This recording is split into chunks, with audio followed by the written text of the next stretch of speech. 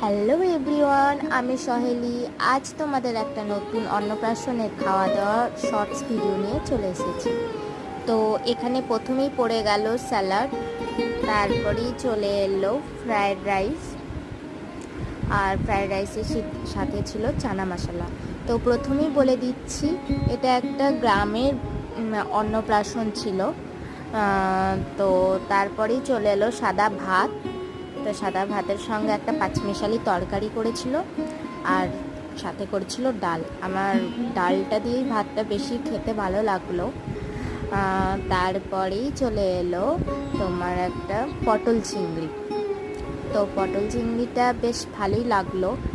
চিংড়িগুলো একটু বেশি ছোট সাইজ ছিল, মানে যেটা কুচো চিংড়ি হয় সেটা। তো তারপরেই চলে এলো আমাদের মাছ। তো মাছটা বেশ ফ্রেশ ছিল, ভালোই লাগলো খেতে।